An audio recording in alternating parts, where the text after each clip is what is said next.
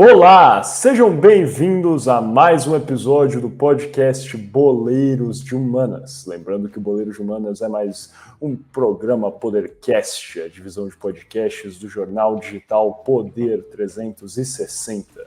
Como sempre, eu sou um de seus co-apresentadores, Miguel Galute Rodrigues, falando diretamente de São Paulo. Estou aqui hoje com Gabriel Franco, também falando diretamente de São Paulo, e Guilherme Ribeiro Paturi, falando diretamente de Toronto, no Canadá. Vamos primeiro ao Canadá, como de costume. Gui, como é que você está se sentindo hoje nessa nossa gravação, meu amigo? Alô, Miguel, alô, Franco, bom dia, boa tarde, boa noite, caros ouvintes, seja lá de onde você estiver escutando esse mundo mundial, um prazer enorme estar aqui como sempre, meu caro. E, cara, tem que fazer algumas ratificações que eu falei, né, no último programa, eu falei que o Liverpool ia tomar uma surra do Manchester United. Na verdade, o Liverpool aplicou um sonoro 7-0 em pleno Anfield, goleada histórica, mas aí, semana passada, a gente perdeu pro Bournemouth, né, cara? Então é clássico o Liverpool. E hoje estou trajando aqui a camisa do maior de Minas, do Galo Mineiro. Empatamos com o Missionários na Colômbia semana passada, perdemos pro Athletic, e essa semana, cara, ou vou pagar a língua ou vou sair de lenda, porque eu estou considerando, com certeza, cravando, goleada sonora 3-0 no Missionários amanhã, quarta-feira, dia 15 de março de 2023. Caramba, o cara tá... Animado. Beleza, então. Animado, cara. Eu, no momento, não quero nem falar sobre, enfim, as minhas preferências, felicidades, exato. Não existe. É impossível ser feliz, cara. Essa é a verdade. Eu também falei que o Tottenham ia ganhar a Copa e ele foi eliminado pelo Sheffield. Então, assim, acho que não tem muito o que se falar, é só chorar mesmo. Agora vai ter que orar mesmo, orar muito, porque para quem não pegou essa referência, é indicativo do que a gente vai comentar hoje, fazendo aquele suspense clássico aqui do Boleiros de Humanas. Mas sem mais delongas, vamos passando a bola para o Franco. Franco, como é que você está hoje, cara, nessa terça-feira, dia 14 de março de 2023, esse 54º episódio do podcast Boleiros de Humanas? Boa noite já, né, para os meus... Quer dizer, boa noite ou bom dia, seja o horário que você esteja nos escutando aqui, para os nossos ouvintes, para quem também vê as nossas carinhas, as nossas belas caras ao vivo, né? Ao vivo não, né? Gravado, né? Cara, tô muito bem, tô cansado, né? Tô cansado porque fiquei trabalhando ontem, na segunda-feira, dia 13, até meia-noite e meia, comentei aqui com vocês, e aí acordei agora às 7 da manhã para poder trabalhar, então... Não está sendo fácil, eu tô doente aqui, mas vamos para cima, porque o tema de hoje é um tema diferente do que a gente costuma gravar. O Miguel já disse o spoiler aí, mas eu acredito que vocês vão gostar dessa inovação. Antes da gente passar pro tema, eu acho que dá para dizer que foi um final de semana trágico para os nossos clubes nos estaduais. Eu acho que a gente pode pular essa parte. Não precisamos falar sobre isso, cara. Essa é a verdade. Eu não sei o que você tá falando, eu torço pro Boca. Eu tô vestido de Boca. Eu até nem vim de camisa de futebol hoje, cara, porque... Eu acho que... mas na real, assim, eu preciso fazer um comentário, cara. Acho que a gente deu realmente sorte pro Liverpool na última gravação, cara. Temos que começar a combinar aí as camisas que a gente vai utilizar, né? Agora a gente só grava o programa de camisa do São Paulo, tá bom? Cara. O cara nem sabe, estamos precisando, cara. A gente vai te mandar a camisa do São Paulo. Aí eu vou, próxima vez, todo mundo de Botafogo, cara, porque o Glorioso também tá precisando, cara. Mas sem mais delongas, vamos tratar aqui hoje, galera, vocês já estão lendo aí, a gente vai tratar do caso envolvendo os ex-jogadores do Palmeiras, no caso, né, o Gustavo Scarpa, o William e o Mike, que são os, enfim, pivôs aí desse, enfim, suposto golpe milionário envolvendo criptomoedas, uma empresa investigada aí, que foi matéria de telejornais ao longo do final de semana e agora no começo da semana também, tá dando muita conversa nas redes sociais, post de um lado explicando o que aconteceu, no caso o William Bigode, agora atacante do Fluminense, falando que também foi lesado pela empresa, que não está envolvido em qualquer esquema, com Gustavo Scarpa também até fazendo esse comentário irônico que eu repliquei aqui, que ele estava precisando orar bastante, porque isso é uma das ligações que vazou aí desse caso é justamente com o primeiro jogador, o William, mencionando isso, pedindo, né, paciência ao Gustavo Scarpa, agora atualmente no Nottingham Forest, falando que o jogador deveria orar. Mas a gente vai tratar desse caso assim bastante hoje, vamos entender o que aconteceu aí na situação, quem são os principais players dessa situação e também compreender o que são esquemas no geral, né? E a gente está aqui, é sempre importante dizer que essa essa investigação está ocorrendo, então acho que é importante até a gente falar para nos proteger aqui, galera, que vamos só fazer um breve relato do que são os fatos até o momento, vão acompanhar isso de perto ao longo das próximas semanas, às vezes até comentar com você de forma recorrente quais são os próximos capítulos dessa história bastante cabeluda, mas sempre lembrar que até o momento são acusações, né? Por isso que eu até mencionei, suposto golpe milionário, que essa é a acusação aqui que a gente vai estar debatendo, mas levem isso aí, pesquisem mais a fundo, porque realmente é um caso que está tendo novidades diárias, então fiquem ligados, muito provavelmente até a gente está gravando isso aqui com alguns dias de antecedência, é possível até que tenham novas repercussões aí desse caso ao longo desses próximos dias antes do lançamento. Eu falei, a gente está gravando na terça,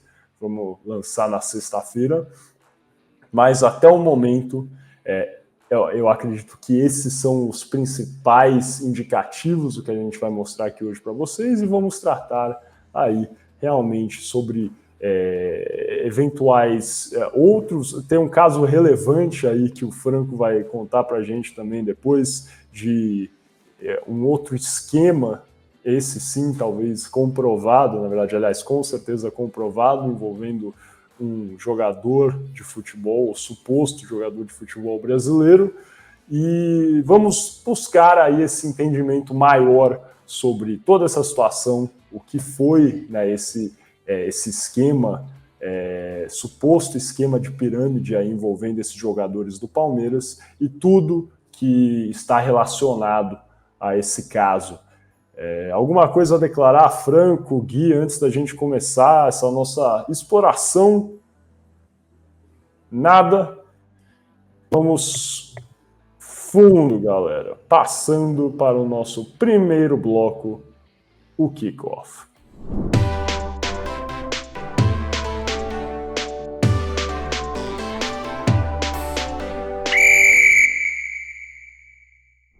Olá, sejam bem-vindos novamente a mais um episódio do podcast Boleiros de Humanas. Lembrando que Boleiros de Humanas é um programa Podercast, a divisão de podcasts do jornal digital Poder 360. Dando início aqui ao nosso kickoff, esse primeiro bloco do Boleiros de Humanas. É um bloco que vai ser até bastante simples, acho que curto, que é tratar realmente sobre o que é um esquema de pirâmide, né? Como esse esquema, que eu acho que várias pessoas já ouviram falar e têm uma ideia de como funciona, realmente vem por acontecer, né? Qual é a operação por trás desse esquema de pirâmide? Acho que de antemão vale até a pena a gente falar aqui que toda vez que você receber uma proposta de investimento ou, enfim, de qualquer forma que agora está muito popular, falar sobre criptoativos, e esse caso que a gente está discutindo hoje, né, desse suposto golpe, realmente está relacionado a criptoativos, mas de toda forma, qualquer proposta de investimento muito atrativa deve ser analisada com bastante calma.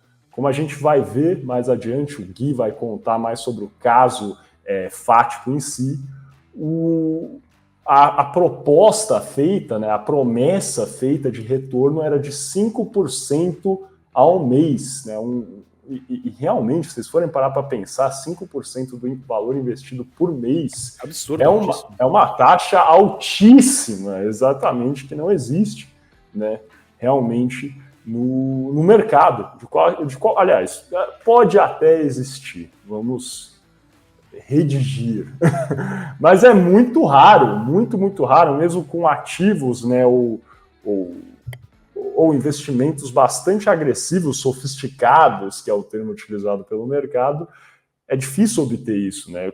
Com ações mesmo, são coisas que flutuam bastante, e conseguir essa taxa aí meio que retilínea de 5% ao mês após mês, é muito improvável e difícil.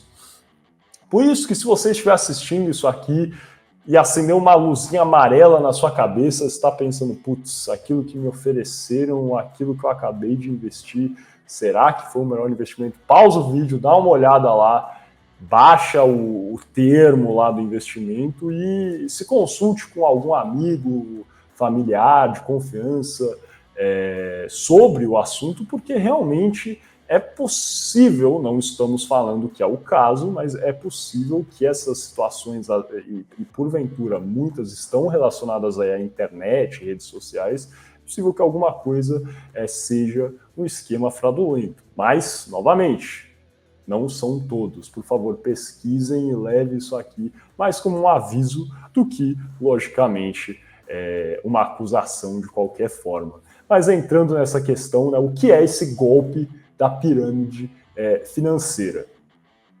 Normalmente, eu acho que o jeito mais fácil da gente classificar a pirâmide financeira é como realmente um esquema comercial que envolve, por vezes, um produto ou um ativo, ou não, para a venda. E promete sempre, isso é uma coisa comum, classificado aqui por teóricos, estudiosos, sempre uma remuneração alta, aí no exemplo, né, que está sendo analisado, o caso investigado era 5% ao mês, por exemplo, mas por vezes é mais ou até menos, e essa remuneração alta está relacionada realmente à adesão, né, dessa pessoa ao investimento.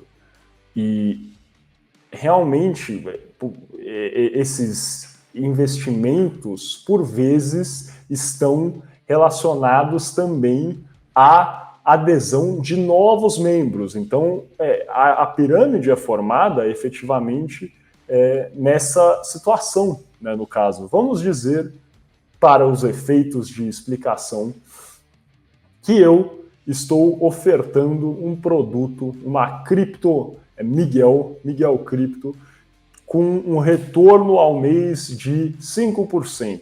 E eu vendo essa cripto, ela está tokenizada em tese, e eu vendo ela para, estou oferecendo ela, ofertando ela para o Guilherme e para o Gabriel Franco, aqui, os meus dois companheiros do Boleiros de Humanas. Se o Franco e o Gui investirem e comprarem aí R$1.000 da Miguel Cripto, eu vou dizer que o retorno deles só será possível se eles também conversarem cada um com 2 novos membros para entrarem, né, investirem também nessa área, né, nesse novo produto que é a Miguel Cripto. E a pessoa, então, né, no caso o Guilherme e o Franco, pagaram para entrar e fazer parte desse recurso. E quem paga e entra, né, vamos dizer, eu indiquei, no caso eu criei o produto e chamei o Franco e o Guilherme. Depois o Franco e o Guilherme vão chamar cada um 2 pessoas. O dinheiro pago por essas pessoas abaixo do Franco e do Guilherme já serve para duplicar o dinheiro deles, né? Você vai parar para pensar. Se o Guilherme e o Franco, cada um pagaram R$1.000, eles indicam 2 pessoas que pagam R$1.000, já é um retorno aí para eles, né, de 2 vezes o investimento deles, vai voltar aí R$2.000. E com isso a pirâmide vai crescendo e realmente, né, a obtenção de lucro nesse começo da pirâmide é semi-garantida, ele acontece mesmo, é um lucro rápido, é exponencial, assim, mas o que acontece é que com o tempo a base da pirâmide não consegue suportar as pessoas que já estão inseridas dentro daquele esquema, né? O formato piramidal é bem claro, né? Eu falei aí, eu no topo com o Guilherme e o Franco, e daí mais indicação de outras pessoas e vai crescendo, até o ponto que não é possível mais suportar e novas pessoas não entram dentro desse produto, seja investindo na criptomoeda ou comprando um determinado produto físico que seja, e com isso, com o tempo, a pirâmide, a base da pirâmide não suporta, e aí que as pessoas param de receber a sua remuneração. E realmente a situação narrada, né, nos fatos, ainda eu vou confessar, não tive acesso à integridade aí vai dos autos, né, de todos os documentos desse caso em específico que a gente está analisando hoje. Mas, assim, de relance, realmente há uma conexão, ao menos, enfim, plástica, entre essa, né, explicação básica até de esquema de pirâmide e o que foi narrado aí em reportagens e relatos sobre a situação com os jogadores do Palmeiras e essa empresa aí de investimento em criptoativos. É importante aqui salientar alguns pontos que são relevantes. Isso aqui é a própria Comissão de Valores Mobiliários, a CVM, né, que é a principal reguladora do mercado de investimentos, né, que a própria CVM define como benchmarks para identificação de um esquema de pirâmide, né? E esse esquema de pirâmide é definido pela CVM, aqui abrem-se aspas, como uma promessa de rentabilidade atraente, com pouco detalhamento dos riscos. Isso é relevante, né? Pouco detalhamento dos riscos no geral. Vocês vão ver e vão perceber isso. Quando existe, né, essa promessa de crescimento e de lucro repentino, não há uma explicação de como o investimento não irá gerar ou criar esse retorno. Se você aí investe em ações ou tem um fundo imobiliário, CBD, coisas até bem mais moderadas do que esses investimentos sofisticados, aí, como fundos imobiliários e ações, vocês vão perceber que lá no termo está escrito enfim, a rentabilidade esperada, o cenário positivo, o cenário negativo, né, pessimista, otimista, e os riscos estão bem detalhados, muito bem detalhados, na verdade, e isso é a forma com qual esses investimentos são aprovados e regulados pela CVM. E aí, esse esquema de pirâmide, e completando aqui nessa identificação, essa definição da CVM de um esquema de pirâmide, cria o sentido, né, uma intenção de que é uma oportunidade que não pode ser perdida. E é efetivamente isso. Acho que as pirâmides financeiras têm como maior característica em comum essa promessa de lucros realmente exorbitantes e a retenção de todo o capital investido. Então é impossível perder dinheiro, em tese. E que realmente com a indicação de novos clientes, você ganhará mais e mais lucro. Então essa promessa existe e é lastreada aí nas pessoas que coordenam esses investimentos, nessas pirâmides. E também outra coisa que é muito comum é uma falta de informação básica sobre a empresa que está oferecendo esse serviço ou esse produto. E vocês vão ver isso também, é uma coisa que está até relacionado ao caso que estamos analisando agora, né, esse suposto esquema, onde alguns documentos e algumas indicações realmente são um pouco turvas sobre a empresa que está envolvida nesse assunto. E só para finalizar, aqui eu acho que essa explicação de esquema de pirâmide, né, é básica, é mais para você compreender como esse sistema, né, funciona, esse esquema funciona. É importante salientar, né, que o esquema de pirâmide é considerado crime no Brasil e que é um crime bastante antigo, né, ele foi tipificado ou incluído no Código Penal brasileiro, mediante, na verdade, a Lei 1521. Então, desde 1951, mediante a Lei 1551 de 51, o crime de pirâmide financeira existe no Brasil. E é importante também frisar sobre esse crime que todos que participam da pirâmide, sejam aqueles que estão no topo coordenando ou outros que são agregados à pirâmide e recrutam novos integrantes, independentemente se esses tiveram lucro ou prejuízo, estão cometendo um crime. É muito importante que isso esteja claro aqui para as pessoas, que independe se você está ou não no topo, ou se você ganha ou não dinheiro com isso. Se você está participando de um esquema desses, você está, sim, cometendo um crime. E, para finalizar, né, eu acho que é muito relevante a gente entender, essa é a última questão, que o esquema de pirâmide não se confunde com o marketing multinível. O marketing multinível é uma prática legal no Brasil, é uma prática, enfim, que não é considerada criminosa, e o marketing de multinível é uma modalidade que envolve a venda de produtos reais, tangíveis, e existe aí uma comissão por um vendedor sobre parte dos outros que os outros indicados comercializam.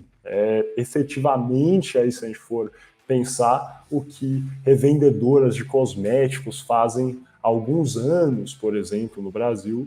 E, nesse caso, no marketing multinível, o vendedor não ganha para indicar alguém. Isso é um ato da pirâmide. Você indica, o Guilherme e o Franco, naquele meu primeiro exemplo, indicaram mais duas pessoas e eles ganharam por causa disso. Mas no caso do marketing multinível, um percentual da pessoa que você indicou, das vendas feitas por essa pessoa, vai para a pessoa, o indicador, no caso. Isso é lícito, uma prática lícita, e é sustentada pela venda dos produtos. Se for parar para pensar, o que sustenta o marketing multinível? O comércio, a venda. Se eu aqui sou um revendedor de cosméticos e eu coloco o Franco e o Guilherme para vender cosméticos também, eu vou receber aí uma porcentagem das vendas dos dois. E o que está sustentando isso é a venda que eles fazem. Se eles não venderem nada, eu não ganho nada.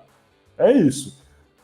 Não é a adesão deles nessa situação que me traz dinheiro, mas sim a atuação deles como vendedores. Então, só fazendo essa última ressalva para vocês entenderem, acho que ficou claro, o que é o esquema de pirâmide, até a forma piramidal é nítida nessas situações.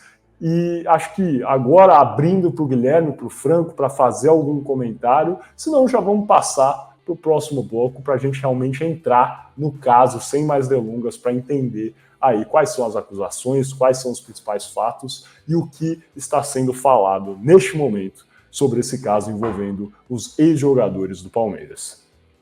Eu só queria frisar, Miguel, primeiramente, boa explicação. Eu até não tinha alguns pontos bem claros e ficaram bem claros para mim. E uma coisa que eu queria muito frisar, meu caro, é essa grande diferença entre o marketing de vários níveis, como é que é? Multi-level marketing em inglês, e o sistema, financeiro de pirâmide, que eu demorei a entender que eram coisas diferentes, porque o nome é parecido, mas frisando que não são a mesma coisa. O multi-level marketing, como disse bem o Miguel, é legal no Brasil, creio que é legal no Canadá também, mas o esquema de pirâmide financeiro não é. Então, é bom deixar isso bem claro. Perfeito. Ótima ressalva, ótimo comentário, cara. Eu acho que é sempre relevante a gente lembrar. É isso, o marketing multinível, o que está sendo discutido é a venda, né, a comercialização de um produto, e isso que está sustentando esse sistema, eu acho que é o melhor termo para definir o marketing multinível, que depende efetivamente da comercialização ou não desse produto, não do mero ato de incluir as pessoas no sistema. Isso sim, né, se o lucro está relacionado à inclusão das pessoas por si só, aí sim é categorizado como uma pirâmide e é uma prática ilícita. Franco? Eu queria só fazer um comentário também, que é muito comum a gente ver as pessoas falando, principalmente nessa questão nessas questões de revendedora, né? Qual que é a principal diferença? A revendedora ela também é um canal de venda dentro do fluxo do comércio, né? Você tem a produtora, você tem o canal de venda e você tem o consumidor final. Esse intermediário na cadeia, que pode ser uma loja ou pode ser uma pessoa física que participa por meio de um meio de indicação, ele tem muito mais facilidade para poder vender esse produto. Por quê? Porque as lojas e grandes varejos ou outros meios que são meios com CNPJ, eles têm os cálculos deles de ganho sobre investimento ou de cálculos padrões que eles precisam ganhar. Então, normalmente, quando você compra com uma pessoa física, você tem um desconto muito mais amigável, né? Então, aí eu vou levantar um pequeno exercício do que acontece muito no esquema de pirâmide, né? No marketing multinível, que se aproxima um pouco mais do esquema de pirâmide. Que nem se falou, marketing multinível é uma prática que acontece no país ainda, não é uma prática que caiu como ilegal, mas é uma prática que se aproxima muito ao esquema de pirâmide. Às vezes a pessoa ela chega no jantar da família, fala: nossa, eu tô fazendo muito dinheiro agora que eu comecei a revender cosmético aqui. Aí a pessoa vira e fala: cara, como assim? Você faz um preço camarada para mim? Faço sim. Nada de errado até aí, não tem nenhum problema, porque a pessoa está sendo intermediária na cadeia. Mas aí, se você parar para pensar que é uma pessoa vendendo para uma pessoa da própria família, você está tirando dinheiro da família para poder dar para uma empresa, para poder você ganhar um percentual em cima de uma venda que você fez para um familiar seu. Isso aconteceu, inclusive, com um amigo meu. Ele estava achando que ele estava ganhando dinheiro fazendo revenda de cosméticos quando ele estava revendendo para os pais dele. Então, no caso, ele só onerava a verba da família e ganhava uma mesada de 5% do que ele vendia em cima do que ele realmente revendia de produto. Só para o pessoal ficar ligado também, quando surgirem esses papos assim, você já fica com o pé atrás. Porque aí você vai ver, por exemplo, você vai ver que a pessoa está ganhando dinheiro, opa, eu quero entrar nesse negócio aí também, você consegue me indicar? Porque esse é o segundo passo, né? O primeiro passo a pessoa te faz a proposta, você compra. E o segundo você não quer ganhar uma graninha essa também por mês aí? Porque renda fixa tá difícil de viver no Brasil hoje em dia, né? O variável tá compensando muito mais. E aí, fiquem espertos, tá bom? É isso, mas efetivamente, né, não entrando no mérito, o Franco já entrou, na verdade, sobre o retorno, acho, do marketing multinível ou não, mas acho que essa é a definição, né, que a gente tem que ter aqui. É uma prática legal e sem a gente entrar nos escrúpulos se é uma coisa boa ou não para você, e uma é uma prática ilegal. Isso é o mais importante da gente saber aqui. Um é ilegal, o outro é legal. Então, vamos fechar aqui por hora, passando para o nosso próximo bloco, Toco e Me Voe, onde o Guilherme Ribeiro Paturi vai analisar, contar um pouco mais sobre o caso envolvendo os ex-jogadores do Palmeiras.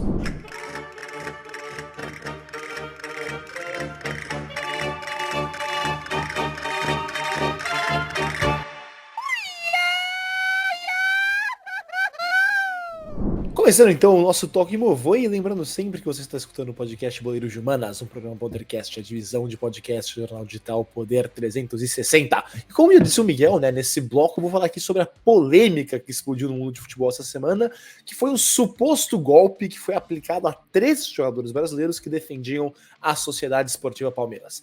William Gomes de Siqueira, mais conhecido como William Bigode, Mike Roche Oliveira, também mais conhecido como o Mike, e Gustavo Henrique Furtado Scarpa, o Gustavo Scarpa.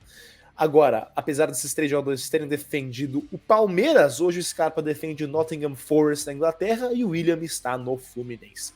O Mike segue no Palmeiras. Mas, entre 2018 e 2021, o trio jogava no Palmeiras e participou de importantes conquistas recentes do clube paulista, né, como a Copa do Brasil de 2020, a Libertadores de 20 e 21 e os brasileiros de 2018 e 2022.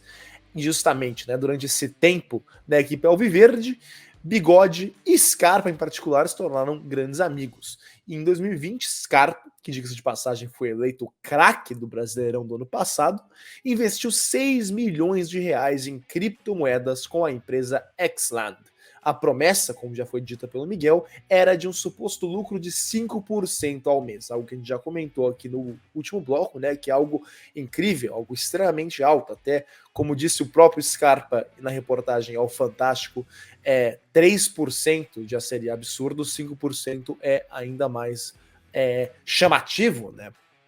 Mas, enfim, dito isso, Scarpa chegou à empresa Xland devido ao William Bigode, né? Porque o Bigode seria sócio de uma empresa chamada WLJC, Consultoria e Gestão Empresarial, que tinha uma parceria com a Xland para negócios em criptomoedas. Mas, de acordo com o Bigode, ele não tem nada a ver com a Xland, não sendo nem dono nem sócio da Xland, sendo somente, então, sócio da WLJC, que são, outra vez, entidades separadas. Agora, dito isso, em agosto de 2022, Scarpa decidiu fazer o resgate de uma parte de seu dinheiro, dos 6 milhões que ele havia depositado na Xland, e informou essa intenção à companhia. Mas os donos da Xland não deram procedimento aos pedidos do jogador. Scarpa pediu ajuda a William e a WLJC, William Bigode no caso, né, que havia indicado a Xland para recuperar o seu investimento. E William teria alegado, né, em conversas com Scarpa, teria alegado que também tinha perdido dinheiro com a Xland, mas que Scarpa conseguiria recuperar o dinheiro investido. Pouco depois, a Xland teria devolvido a Scarpa R$ 1.200, um valor, claro, quase nulo, comparado aos 6 milhões de reais que haviam sido investidos pelo jogador na empresa.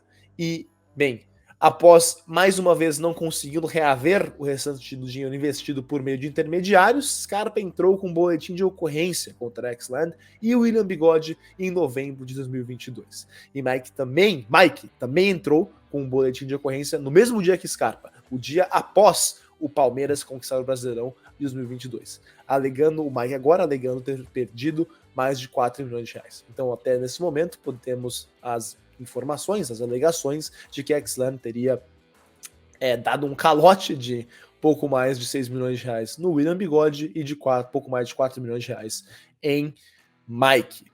Mas agora, avançando um pouquinho para a quinta-feira, dia 9 de março, a última quinta-feira, William Bigode e sua sócia na WLJC foram depor na Polícia Federal. E lá ambos alegaram também serem vítimas da Xland e que também perderam dinheiro investindo na empresa. Bigode afirma que confiava na empresa e por isso a recomendava a amigos. E William também alega ter perdido 17 milhões de reais na Xland.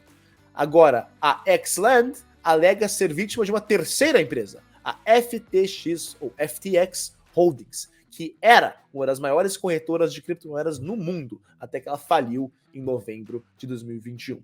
E segundo um sócio da Xland, quando a FTX quebrou, investidores de todo mundo perderam dinheiro. E a Xland perdeu os mais de 80 milhões de reais que tinha dentro da corretora FTX. A Xland também afirma que vai usar os seus ativos em pedras preciosas, que valem mais de 2 bilhões de reais, segundo a empresa, para começar a fazer o ressarcimento aos seus clientes. Mas a Xland não disse quando esse ressarcimento iria acontecer. Um dos donos da Xland também afirma que a empresa não é uma pirâmide financeira e, de acordo com a reportagem que saiu no Fantástico no domingo, dia 12 de março, o goleiro Everton da seleção brasileira também perdeu dinheiro na Xland e que William Bigode ganhava comissão por levar novos clientes à empresa. Mas a polícia, Bigode afirmou que não teve benefícios ao indicar Mike ou Scarpa à Xland. E a Xland também ressaltou que William Bigode não tem nenhuma responsabilidade com o que está acontecendo com a empresa.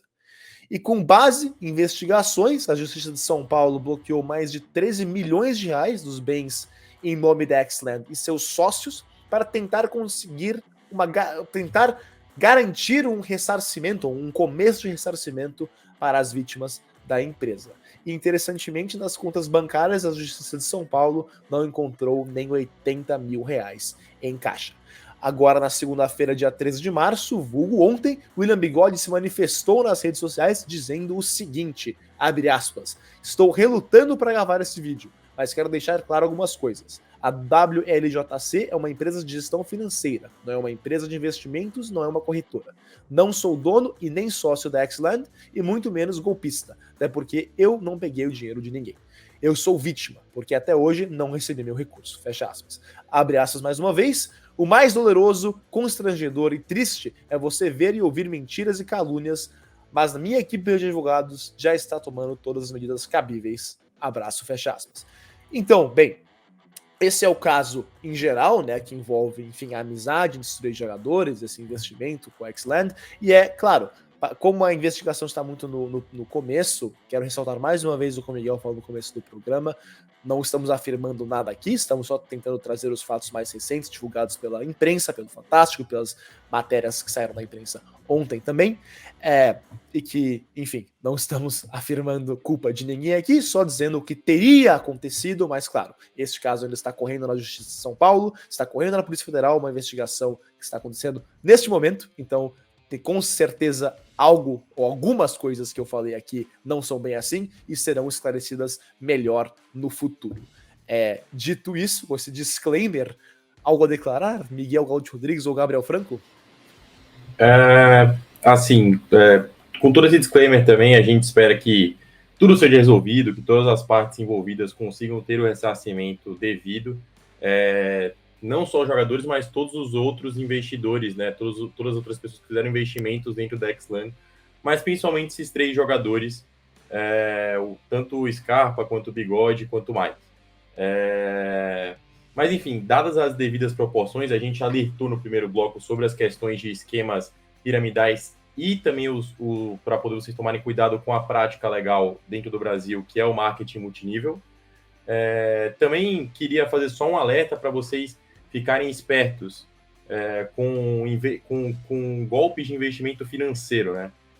Que assim, ao que tudo indica, a empresa vai conseguir justificar e vai conseguir ressarcir as pessoas. Mas é muito comum a gente ver grandes golpes financeiros no Brasil acontecendo, nos quais as pessoas elas fazem um investimento, elas fazem um aporte financeiro muito alto e elas não têm um retorno, e muito provavelmente as empresas são empresas fantasmas que acabam sumindo com o dinheiro, né? Essa parte, que já é uma parte totalmente diferente, acaba consumando o crime de estelionato no Brasil, que não tem nada a ver com esse caso que a gente tá analisando, tá bom? Porque, ao parecer, ao que o Gui disse, a empresa vai conseguir se justificar, então a gente tem que esperar o desenrolar dos fatos. Mas esses crimes financeiros também, eu gostaria de pedir uma atenção especial de vocês, ouvintes. Queria até citar que uma pessoa sofreu recentemente, que ficou muito famoso no final do ano passado, que foi o caso da estudante de medicina da USP, que acabou utilizando um pouco do dinheiro da verba de comissão de formatura para fazer um investimento e uma empresa fantasma aparentemente aplicou um golpe nela, que foi o que foi dito em reportagem, são os fatos da reportagem.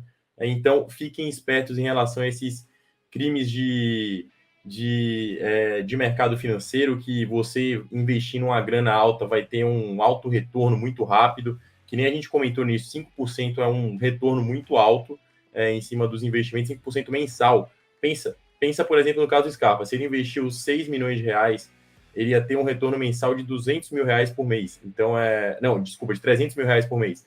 Então, é algo muito alto e realmente muito atrativo. Então, eu, na verdade, Gabriel Franco, só estou fazendo esse adendo para vocês também ficarem espertos nessa prática que costuma acontecer com cifras atrativas, porque, que nem eu já disse, renda fixa está difícil de ver no Brasil, então as pessoas elas estão procurando muito a renda variável por meio de investimentos, mercado financeiro, entre outras coisas. Se vocês forem fazer um investimento, por favor, façam um investimento com empresas conhecidas e reconhecidas no mercado, que vocês vão ter um seguro sobre o dinheiro que vocês estão investindo. Só gostaria de fazer esse adendo em cima de toda essa história aí desenrolar e de casos semelhantes que acontecem que não tem nada a ver em si com as finalidades legais que vão acabar com essa história.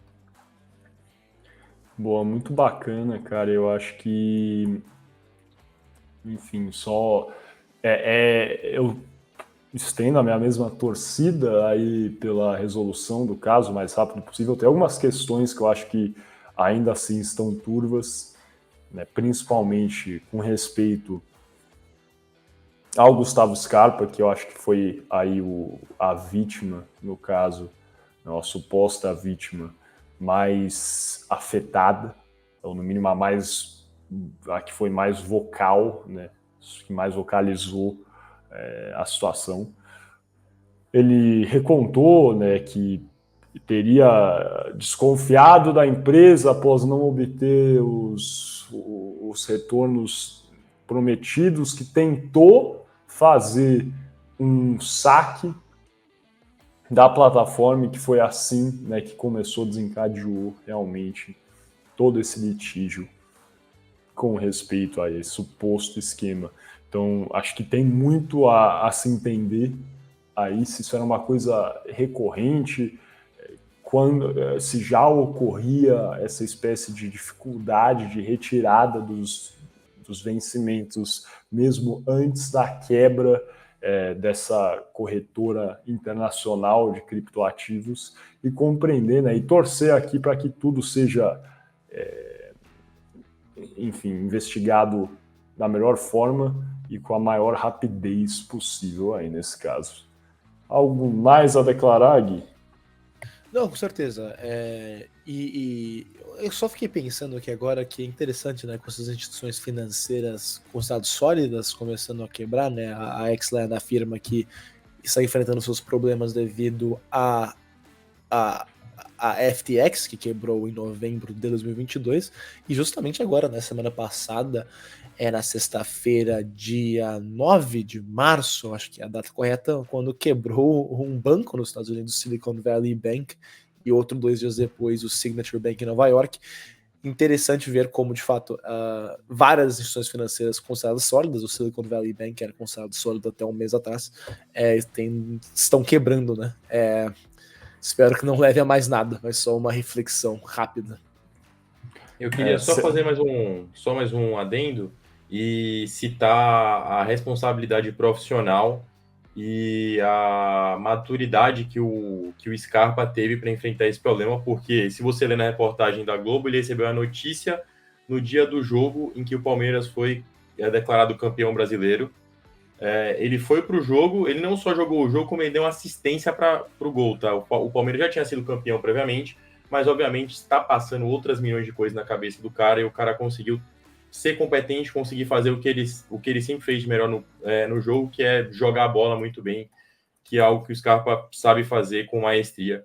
Então assim, só para ressaltar a competência profissional dele, porque se a gente às vezes está sei lá, fazendo exercício físico, tá na academia, tá jogando bola e jogando futebol de manhã, recebe uma notícia do trabalho, a gente vai ficar balançado assim, cara, vou ter que resolver esse problema, que droga, não sei o que. Imagina o Scarpa que recebeu essa notícia devastadora para ele, né? Porque ele mesmo cita o quanto do pessoal dele isso ia afetar, e ainda assim conseguir jogar uma partida, ser campeão com o Palmeiras, dando assistência no jogo, e ainda no final andar de skate, porque se vocês olharem no final do jogo, o Palmeiras montou uma pista de skate para poder ele andar, porque era a despedida do Scarpa no Allianz Parque. Então, assim, uma salva de palmas para o profissional que o Gustavo Scarpa é, porque realmente é muito difícil ter esse foco todo que ele teve. Boa. E acho que é sempre relevante, cara, isso aí que você lembrou, Gui, aí acho que o caso mais que está criando mais angústia é do SVB, né, o Silicon Valley Bank, e lembrar, né, pensando aí no cenário da economia de incerteza que a gente está vivendo aqui agora, e lembrar também nesses investimentos que até coisas que em tese são seguras também podem ter problemas, né? Você vai pensar no investimento aí super moderado, ou enfim, bem mais moderado do que criptoativos, que é, né, CDB, investimento aí em taxas fixas, renda fixa no caso, e você vai fazer um investimento no CDB, num fundo ligado a um banco que é moderado, que é uma coisa que não é sofisticada. Se esse banco quebra, é importante verificar se você tem aí a garantia, né, do FGC. O FGC, para quem não conhece, é o fundo garantidor de crédito, né, que atua para que os investidores de bancos recebam aí no mínimo uma porcentagem do seu dinheiro de volta, caso esse banco venha a quebrar. E tem alguns fundos que têm aí esse selo do FGC, e né, o Silicon Valley Bank tinha esse selo do FDIC, que é o Federal Deposit Insurance Corporation, que é uma espécie de primo aí norte-americano do FGC. Então era um banco aí que acabou quebrando, mas nesse aspecto, né, garante aí o retorno no mínimo de uma parte aí do dinheiro investido, né? Eles garantem aí até $250 mil por depositante, ou seja, por pessoa, e é até, né, pensando que isso aí é o máximo que o FDIC pode oferecer para o depositante.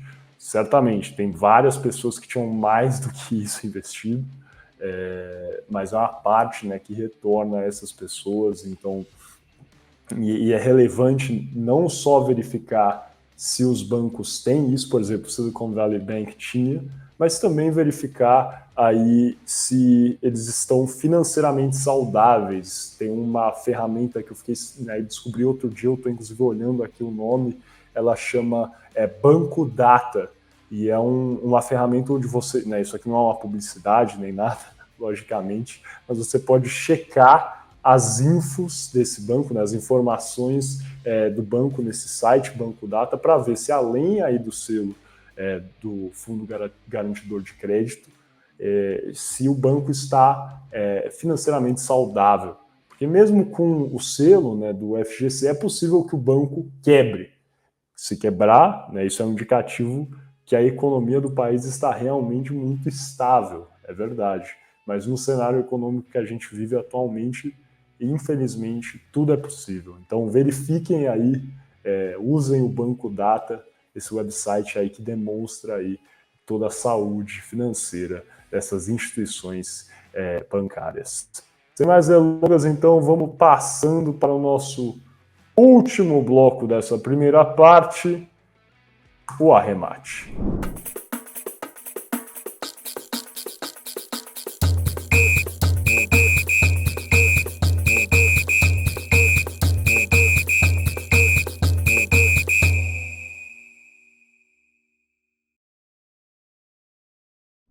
Sejam bem-vindos ao Arremate, eu sou o Gabriel Franco e hoje eu vou contar de um caso meio curioso que aconteceu no futebol, né, para poder dar uma aliviada na tensão, porque estamos falando sobre assuntos sérios, sobre assuntos que a gente espera que tenham resoluções positivas para todos os lados.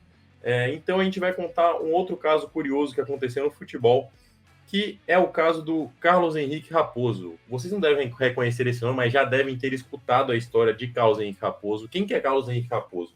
Carlos Henrique Raposo, ele é conhecido como Carlos Kaiser, ou então um apelido que foi dado carinhosamente a ele pelos grandes torcedores do Brasil por aí, Forrest Gump brasileiro. Ele é nascido em Porto Alegre no dia 2 de julho de 1963 e ele atuava como meia e centroavante até. Então ele era um jogador bem polivalente quando a gente falava de futebol.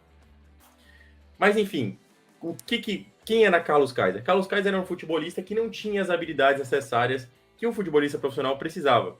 Ele teve uma carreira de jogador profissional por mais de 20 anos e ele conseguiu jogar em diversos clubes brasileiros. Aí eu vou citar aqui os clubes brasileiros que ele jogou, que são Botafogo, Flamengo, Bangu, Fluminense, Vasco da Gama e América. E também jogou no exterior. Ele jogou no Puebla, do México, no El Paso Patriots, dos Estados Unidos da América, no Lauretânio de Portugal, no Gazlec Ajaccio da França. E ele fez parte dos elencos, mesmo sem ter jogado partidas oficiais na maioria desses times. Por estes fatos, Carlos ganhou a alcunha de o maior malandro do futebol mundial e passou a aparecer em vários programas. Posso até citar aqui, ele apareceu no programa do Jô, dando entrevista falando sobre o que foi a carreira dele e como que ele jogava nesses clubes.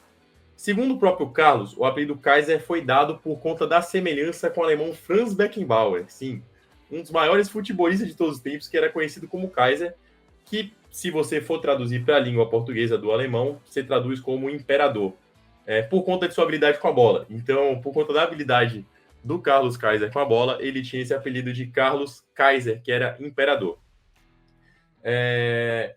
Mas, de acordo com o documentário sobre a vida dele, que eu vou falar mais à frente que aconteceu, dizem que Carlos ganhou esse apelido não por conta da semelhança com Franz Beckenbauer, que aí já começa a ser um desencontro de história, mas sim por sua semelhança com a garrafa de cerveja Kaiser. Então, por isso ele era chamado de Carlos Kaiser. Cabe aí vocês a identificarem ou decidirem qual que é a melhor história para poder vocês acreditarem. A história dele começou a ganhar mais destaque em 2011, quando num domingo de manhã, no Esporte Espetacular, foi exibida uma matéria que contava alguns detalhes de como que ele jogou por todos os clubes que eu citei para vocês nos 20 anos de carreira que ele teve. E aí, nessa matéria, não só nessa matéria, mas em outras matérias, ele explicou um pouquinho como que ele conseguiu jogar em todos esses clubes. Eu acho que vale ressaltar que ele era um cara que ele tinha uma forma física de invejar, assim, a maioria dos atletas profissionais. Mas ele não tinha a habilidade necessária. Então, às vezes, um jogador que não tinha uma forma física tão boa quanto ele, tinha mais habilidade que ele. Mas, enfim, ele conseguia dar essa ludibriadinha, passando a impressão que ele era um jogador atlético. Ele consistia em assinar um contrato curto e declarar que ele não estava em forma física. Então, o que acontecia? Ele tinha um contrato de 3 a 6 meses e as primeiras semanas dele seriam em tratamento físico. Então, ele ia recuperar a forma física para poder depois ele conseguisse jogar com o condicionamento físico ideal. Quando ele tinha que treinar com outros jogadores, ou seja, quando ele já tinha recuperado o condicionamento físico ou já começava os treinos com bola, ele fingia uma lesão no tendão. O que acontecia? A época que o Carlos Kaiser jogou, a tecnologia medicinal, principalmente utilizada nos clubes de futebol, não era boa o suficiente para poder identificar lesões no tendão. Então ele usava muito dessa artimanha para poder conseguir simular as lesões que ele teve durante a carreira. Quando necessário, ele conseguia uma coisa clássica no meio de trabalho do Brasil, né? O brasileiro adora pegar um atestado, né? Então ele sempre conseguia pegar um atestado, mas com um dentista amigo que alegava ter uma infecção local. Então ele virava e falava que ele estava com infecção no dente e ele não precisava se apresentar para o treino ou jogar o jogo. Seguindo esse passo, ele conseguia ficar alguns meses nos clubes, treinando sem nunca ser exposto como um mau jogador. Outra ação que ele costumava fazer era ter amizade com amigos jornalistas e assim eles escreviam manchetes e matérias sobre o Carlos Kaiser. E eles conseguiam o deixar em evidência. Isso acontece até hoje, tá? No meio do futebol a gente sabe que muitas vezes empresários pagam para notícias serem plantadas de transferências. Então eu acredito que era uma prática até comum nos tempos antigos, mas que ele utilizava para poder ficar sempre em evidência. Eu peço até para vocês procurarem sobre as manchetes que Carlos Kaiser tinha. Tem umas são sensacionais que falam que ele era um grande artilheiro dos clubes cariocas. Então, pesquisem. Inclusive, tem uma que foi dada em um artigo de jornal que relatava que ele teve um grande momento no Puebla, do México, e que por isso ele foi convidado para se tornar um cidadão mexicano para jogar pela seleção. Além disso, ele usava telefones móveis de brinquedo, caros e incomuns na época, para poder criar conversas falsas em língua estrangeira, rejeitando ofertas inexistentes e criando uma imagem de si mesmo como um cara valioso no mercado e muito procurado. Tem outra tática que acontecia também, que ele mesmo relatou que ele fazia, que era quando ele precisava realmente treinar. Então, tipo assim, cara, não deu certo o atestado, não deu certo a lesão, tô precisando treinar. O que é que fazia? Ele era um cara alto, né? Que nem eu falei pra vocês, ele tinha uma força física admirável e era um jogador alto também. Então, ele sempre pedia a bola no alto, porque ele jogava de centroavante, conforme eu falei pra vocês. Então, o que ele disse? Eu vou aqui transcrever a frase do Carlos Kaiser. Eu mandava alguém levantar a bola para mim e errava a bola. Aí sentia a posterior da coxa, ficava 20 dias no departamento médico. Não tinha ressonância magnética na época. E quando a coisa ficava pesada para o meu lado, tinha um dentista amigo meu que dava atestado de que era foco dentário e assim ia levando, explica Kaiser. Mas enfim, tem que ter uma prova que o Carlos Kaiser ele realmente passou por todos os clubes cariocas. E essa prova está nos relatos de alguns futebolistas, como o Renato Gaúcho, Ricardo Rocha, Bebeto e o Capita. O Capita, inclusive, jogou com o Kaiser e falou sobre ele. Segundo a UOL, o Carlos Kaiser, aí respondendo a pergunta que o Miguel fez em off aqui para mim, jogou 12 partidas oficiais pelo América do Rio de Janeiro e uma partida oficial pelo Bangu. E aqui eu vou citar algumas passagens de alguns companheiros dele também. Eu vou citar apenas no final quem está falando, tá bom? Para poder dar um ar mais de suspense, já que a gente não consegue dar o suspense inicial no episódio, né? Vamos lá. É um amigo nosso, uma ótima pessoa, um ser humano extraordinário, mas não jogava nem baralho. O problema dele era a bola. Nunca vi ele jogar em lugar nenhum. É um Forrest Gump do futebol brasileiro. Conta a história, mas às 4 horas da tarde, um domingo, no Maracanã, nunca jogou. Tenho certeza. Quem disse isso? Ricardo Rocha. Sei que ele era um inimigo da bola. A parte física era com ele. No coletivo, ele combinava com o colega. Na primeira jogada me acerta porque eu tenho que ir pro departamento médico. Corrobora Renato Gaúcho. Sei de história que ele ia pro clube jogar e na hora de entrar em campo para mostrar alguma coisa simulava contusão. Aí não participava, falava que era estiramento e ficava 2 a 3 meses sem treinar. É um 7-1 nato, conta Ricardo Rocha. Além dessas histórias contadas também, ele tem algumas outras histórias que são meio duvidosas, né, na carreira dele. Uma delas é que ele tem alguns feitos notáveis, mas Carlos Kaiser afirma ter sido campeão do Mundial Interclubes pelo Independiente em 1984. Fato que nunca foi confirmado pela diretoria do clube argentino. O Independiente alegou que havia um jogador com o mesmo nome, porém tratava-se do meio-campista Carlos Henrique, nascido em 1963, que jogou também a Copa América de 91 pela seleção argentina. Tem uma história também muito curiosa, que é da briga com torcedores do Bangu. O que aconteceu? O Carlos Andrade, que era presidente do Bangu, obrigou que o técnico colocasse Carlos, que estava no banco, em campo. Ele então arrumou uma briga com o torcedor banguense, tomou o cartão vermelho e não entrou em campo. Pelo menos é essa história que é passada pelo Carlos Kaiser. Só que conforme o levantamento feito pelo jornal Tribuna Expresso, um simples levantamento de informações coloca toda essa história daí num cenário duvidoso. O que o jornal Tribuna falou? Que Carlos alega que essa briga ocorreu em um jogo em que o Bangu estava perdendo por 2 a 0 para o Coritiba. Durante toda a década de 80, somente uma vez o Coritiba abriu vantagem de 2 gols, que foi na Libertadores de 1986. O problema é que o jogo foi no Paraná e não em Bangu, como o Kaiser contou. Além disso, a história afirma que quem treinava o Bangu era o Moisés, que era um técnico amigo de Kaiser, que treinou o clube de 1983 a 1986. Ele, inclusive, foi o responsável por trazer Kaiser para o Bangu. Porém, esse técnico já havia sido demitido na equipe neste jogo, e esse jogo, na verdade, o Bangu foi comandado por Paulo César Carpegiani, e não há relato de qualquer transtorno ou expulsão no duelo. Então, assim, é outra história dúbia que a gente não sabe realmente o que aconteceu. E também tem a passagem dele pelo futebol francês, no qual, no documentário Kaiser, The Greatest Footballer Never to Have Played Football, induz também a entender que isso não aconteceu. Em novembro de 2015, Carlos Kaiser assinou um contrato de exclusividade com a empresa de produção do Reino Unido, a Nods & Voiles Entertainment Limited, que foi incorporada especialmente para contar a sua história em todos os formatos de mídia. Em 2018, a sua história virou um documentário dirigido pelo britânico Lewis Miles, intitulado de Kaiser, The Greatest Footballer Never to Have Played Football. E ainda sem tradução para o português, então vocês conseguem ver esse documentário apenas em inglês. Miles contou que a ideia do filme surgiu após ter vindo para o Brasil participar da Copa de 2014 e conversar com o jornalista Tim Vickey, correspondente da BBC no Brasil à época.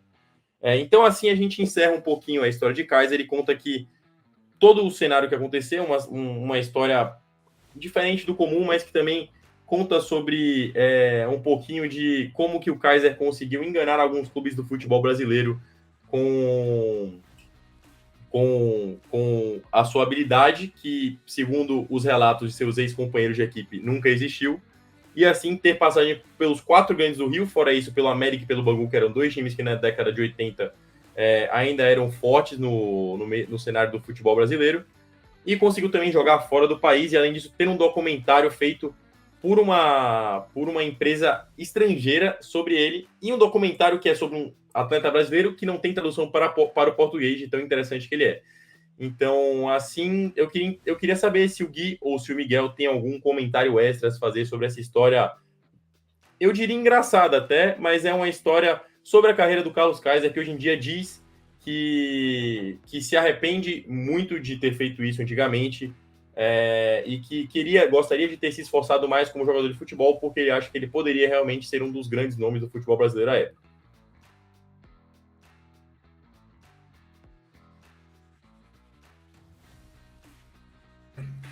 Cara, eu acho essa história eu já conhecia, na verdade, quando a gente estava fazendo a pesquisa, assim, eu li de relance e sugeri para integrar aqui a nossa conversa, né?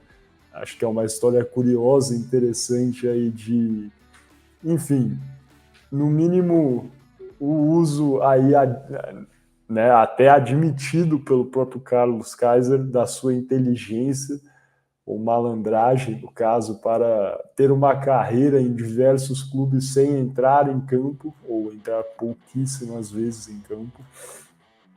Eu acho engraçado isso, cara. Não tem nada a ver com o Carlos Kaiser, mas me lembrou de um caso. Você mencionou, né, que o Kaiser era amigo de jornalistas, alguns jornalistas efetivamente publicavam coisas aí que não eram verdades sobre a sua carreira, né, alçando ele a outros clubes, a clubes melhores.